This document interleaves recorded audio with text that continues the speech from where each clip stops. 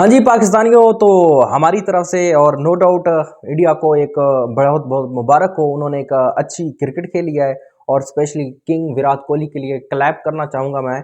और इसके बाद जी कोई अफसोस की बात नहीं है, किसी किस्म की कोई परेशानी की बात नहीं है, क्योंकि हम पहले ही मेंटली तौर पे तैयार थे। क्योंकि जिस तरह इन सूचरों को या जिस तरह इन प्लेयर्स को सिलेक्ट किया गया था, क्योंकि पूरा पाकिस्तान, पूरा सोशल मीडिया चीख चीख और कर पुकार रहा था और कह रहा था, लेकिन क्योंकि ऊपर तक बात कोई सुनने वाला नहीं था, तो इसलिए जो सिलेक्शन की गई है और हमारे जो बोर्ड के चेयरमैन साहब हैं, तो उन्होंने भी आज बोला है कि जी डेफिनेटली हम मेंटली तैयार हैं और बढ़िया हमने क्रिकेट खेलनी है।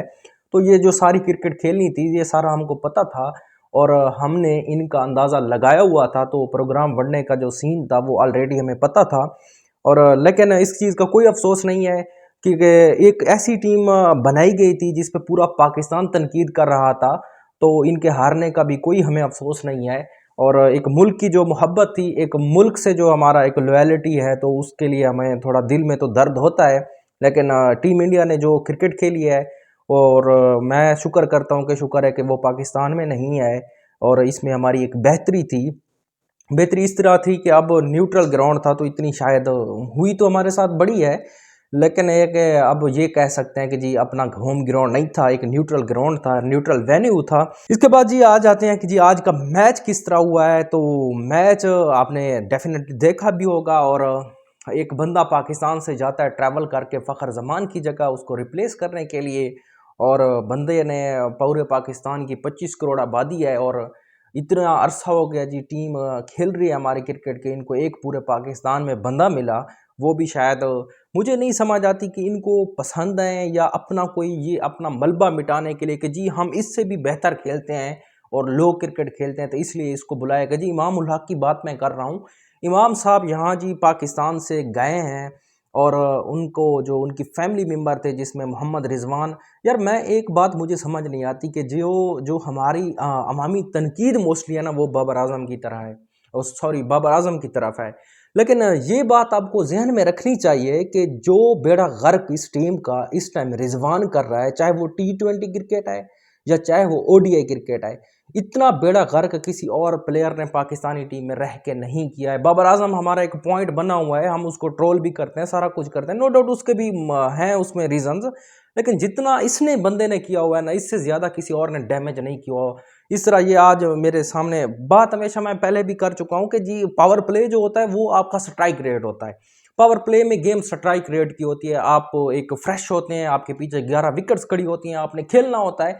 तो हमने अपने पावर प्ले में क्या किया है, और पावर प्ले के अलावा भी थोड़ा सा हम देखते हैं कि जी पावर प्ले में हमें जो इमाम उल हक साहब ने है ना, वो 38 का स्ट्राइक रेट दिया है। और भाई 26 बॉल पे 10 स्कोर ये बंदा करके जा रहा है, क्योंकि ये इतना बड़ा सफ़र करके गया था, इसको थोड़ा रिलैक्स भी चाहिए था और क्रिकेट भी खेलनी थी। 4 ओवर और 2 बॉलें खेलने के बाद बंदा पावर प्ले के 10 रन बना के जा रहा है। जो मैं कहता हूँ कि रोहित शर्मा की 2 बॉल्स जिन पे उन्होंने बाउंड्रियाँ की हैं, तो वो इसके 2 बॉल और इसके जो 4 या 5 साढ़े 4 ओवर हो गए, तो वो बराबर हुए उस हिसाब से। उसके बाद आ जाते हैं बाबर आजम पता नहीं किसी तनकीद का सामना कर रहे थे, और जितना भी खेले हैं लेकिन अच्छा खेले हैं। 88 का कोई स्ट्राइक रेट बुरा नहीं है, और 26 बॉल पे 23 बना के गए हैं। उसके बाद ये आ जाते हैं सऊद शकील, अच्छी इनिंग खेली है, 81 पे स्ट्राइक रेट इतना बुरा नहीं है, जो कंडीशन थी उस हिसाब से तो वो अच्छा खेल के गए हैं। उसके बाद आ जाते हैं मोहम्मद रिजवान जी, और ये हमारी जो टेस्ट क्रिकेट या हमारी जो एक चैम्बर न्यू बना है ना, उसके एक हेड को हैं, और लास्ट टाइम भी इन्होंने बेड़ा गर्क किया था हमारी टीम का। अब उसके स्टैट मेरे सामने है कि जी 59 के स्ट्राइक रेट से बंदा खेल रहा है, और 77 बॉल पे जी 46 रन बंदा बना के जा रहा है। हमने 40 या 50 स्कोर कम किया, और 40-50 स्कोर किस तरह कम किया, ये बंदा उसका भी जिम्मेदार है और इमाम साहब भी उसके भी जिम्मेदार हैं, क्योंकि ये मेरे सामने लिखे हुए हैं कि इन्होंने कितने 24 से 25 ओवर को डॉट खेला है। अगर वो 24-25 ओवर की बजाय 10 ओवर भी, चलो मैं कहता हूँ कि डॉट कर ले, और 10 ओवर अगर वो इससे कम डॉट करता और 14 ओवर डॉट भी कर लेता, तो अगर एक एक सिंगल भी लिया जाए उस डॉट की बजाय, तो वो 60 स्कोर सीधा सामना बनता है। और वो 60 स्कोर आज विराट कोहली का आपने डेफिनेटली करता हुआ देखा होगा। क्योंकि मैं विराट कोहली की एक बात मुझे जो सबसे बेस्ट लगती है कि वो स्ट्राइक चेंजर है, बंदा स्ट्राइक चेंज करता रहता है, रोटेट करता रहता है। ये नहीं है कि एक ओवर आके और उसको एक घूंट लिया और पी गए डक डक डक करके और जान छुड़ाई। ये वनडे ओडीआई में आपके जो सिंगल होते हैं ये बड़ी इंपॉर्टेंट है, ये आपका स्ट्राइक रेट भी मेंटेन करते हैं, टीम की जो ओवरऑल स्कोर है उसको भी मेंटेन इस स्ट्राइक रेट ने करना होता है। खुशदिल शाह की बैटिंग की मैं बात कर रहा हूँ, खुशदिल शाह ने जो बैटिंग किया वो भी जितना उस टाइम उससे खेला जा रहा था उसने अच्छा किया है, 39 पे 38 स्कोर करके गए, 97 का स्ट्राइक रेट है। और हिट तो नहीं कर पा रहे थे जिस मकसद के लिए उसको लेके जा रहे थे पावर हिटिंग के लिए, वो पावर हिटिंग तो नहीं दिख रही थी, लेकिन ये है कि बस जितना खेले हैं उस स्कोरिंग के हिसाब से तो अच्छा खेले हैं। तो स्पिनर जितना अच्छा कर सकते थे उन्होंने किया है, जिसमें खुश दिल भी आ जाते हैं क्योंकि इकनॉमी 5 का कोई स्कोरिंग के हिसाब से तो डेफिनेटली ये क्योंकि स्कोर हमारा कम ही था तो वो तो बैटिंग के हिस्से में आ जाता है, लेकिन बॉलिंग की अगर बात करें तो उस हिसाब से इन्होंने एक अच्छी बॉलिंग किया। लेकिन जो हमारे फास्ट बॉलर थे नसीम शाह को छोड़ के जो हमारे बड़े स्पीड सरदार जिन पे बड़ा हमें नाज था ये था, उनकी जी धुलाई हुई है।